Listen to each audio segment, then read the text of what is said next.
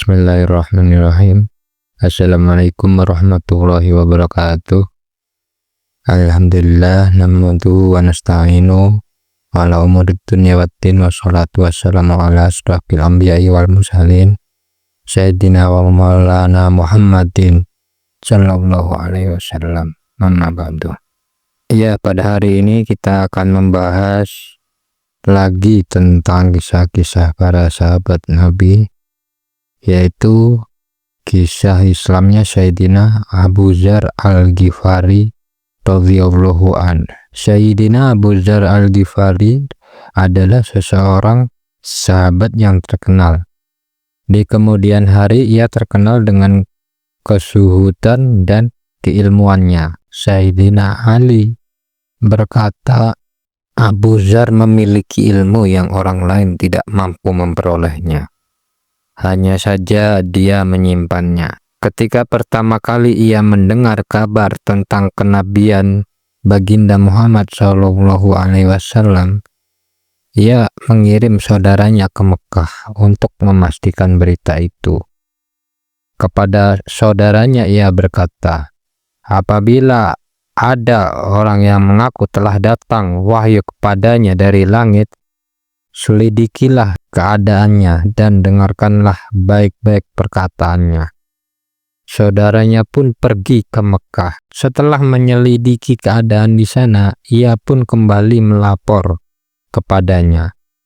Aku melihatnya memerintahkan kebaikan dan akhlak yang mulia, dan aku mendengar ucapan yang bukan ucapan ahli syair atau ucapan ahli sihir.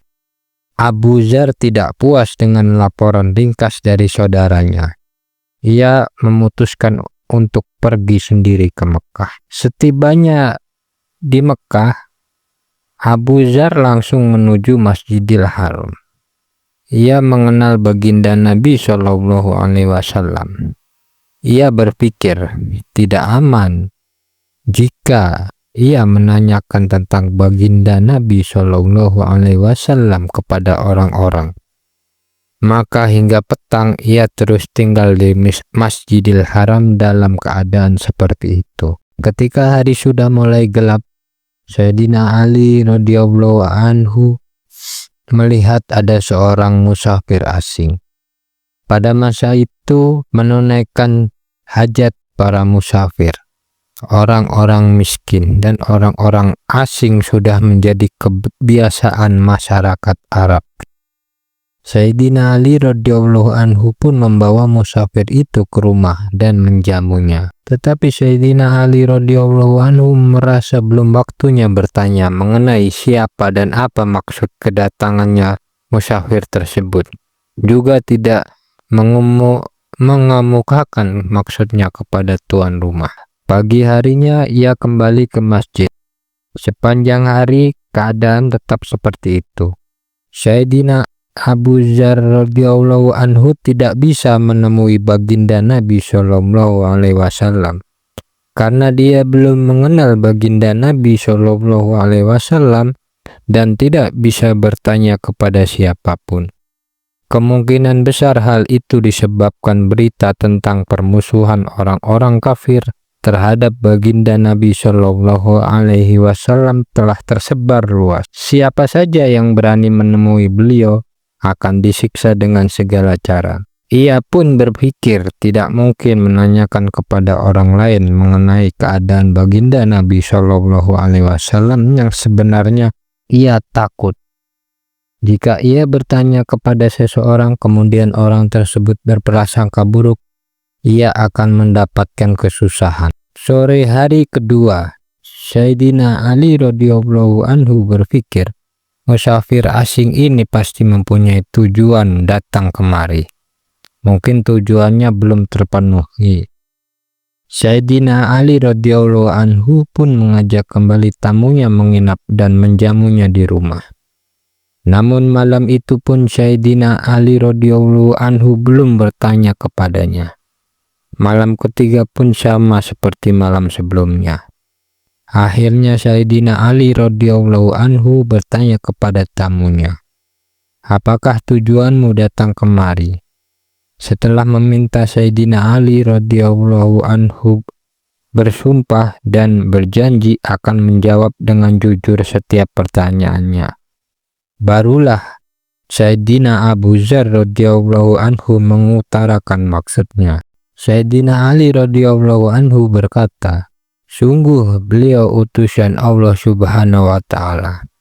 Jika esok pagi aku pergi, ikutilah aku. Aku akan mengantarmu kepada beliau.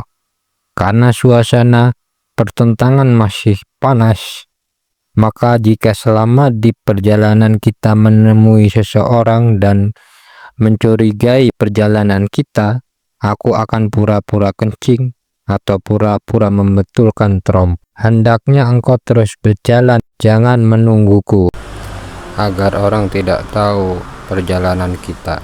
Keesokan paginya, Sayyidina Ali radhiyallahu anhu diikuti musafir itu tiba-tiba di tempat baginda Rasulullah Shallallahu Alaihi Wasallam. Mereka berbincang-bincang dengan beliau.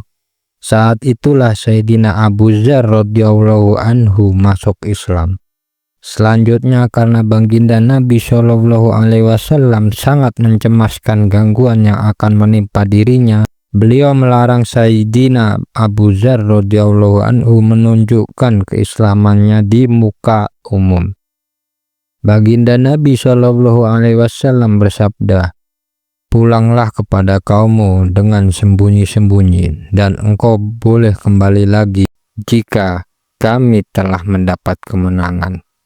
Sayyidina Abu Dzar radhiyallahu anhu menjawab, "Ya Rasulullah, demi zat dan yang nyawaku berada di tangannya, aku akan mengucapkan kalimat tauhid ini dengan lantang di tengah-tengah kerumunan orang-orang yang tidak beriman itu."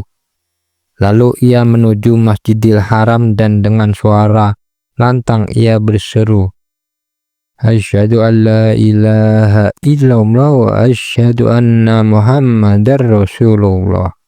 Aku bersaksi tiada yang berhak disembah selain Allah, dan aku bersaksi Muhammad adalah utusan Allah. Selanjutnya orang-orang menyerangnya dari segala arah. Tubuhnya terluka berat, bahkan ia hampir saja menemui ajalnya. Paman baginda Nabi Shallallahu Alaihi Wasallam, Abbas, yang ketika itu belum memeluk Islam, melindungi Sayyidina Abu Dzar dengan membaringkan tubuhnya di atas tubuh Sayyidina Abu Dzar dan berkata kepada mereka, "Kezaliman apa yang sedang kalian lakukan? Ini seorang dari kabilah Ghifar. Kabilah ini menetap di jalan menuju ke Syam. Perdaganganmu dan segala urusan kalian adalah dengan negeri Syam. Jika ia mati, maka jalan lalu lintas ke Syam akan tertutup." Ucapannya itu menyadarkan orang-orang yang memukulinya. Memang benar, semua kebutuhan mereka datang dari Syam. Jika jalur itu tertutup, berarti bencana bagi mereka. Akhirnya mereka melepaskannya. Hari kedua, dengan suara lantang, Sayyidina Abu Dzar radhiyallahu anhu mengulangi perbuatannya dan menyerukan kalimah tauhid di hadapan orang banyak. Orang-orang tidak tahan mendengar kalimat tersebut. Mereka langsung menyerangnya lagi. Hari itu Sayyidina Abbas radhiyallahu anhu jugalah yang mengingatkan kaumnya bahwa jika ia mati, maka jalur perdagangan mereka akan tertutup. Ya, demikianlah cerita singkat tentang perjalanan Sayyidina Abu Dzar Al-Ghifari.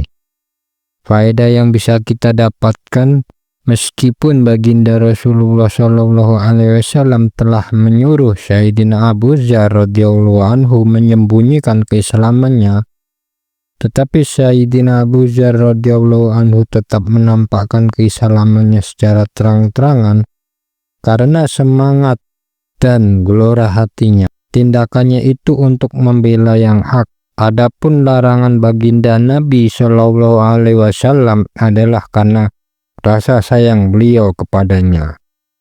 Beliau khawatir Sayyidina Abu Dzar radhiyallahu anhu tidak mampu menanggung resikonya. Tidak mungkin para sahabat radhiyallahu anhum menentang perintah baginda Nabi Shallallahu Alaihi Wasallam. Mengenai hal ini akan dijelaskan dalam bab selanjutnya. Dalam menyebarkan agama, baginda Nabi Shallallahu Alaihi Wasallam sendiri telah banyak menanggung penderitaan. Oleh sebab itu, Sayyidina Abu Dzar radhiyallahu anhu memilih untuk mengikuti penderitaan baginda Nabi Shallallahu Alaihi Wasallam, bukan menerima kemudahan yang diberikan beliau. Inilah penyebab urusan agama para sahabat radhiyallahu anhum meningkat. Dunia pun takluk di bawah telapak kaki mereka, dan mereka tetap menang di setiap medan perjuangan. Siapapun yang telah mengucapkan kalimat syahadat sekali saja, ia akan berada di bawah naungan bendera perjuangan Islam. Tiada kekuatan sebesar apapun yang dapat menghentikan mereka, dan tidak ada kezaliman yang mampu menghalangi mereka dari menyebarkan agama. Ya, demikianlah.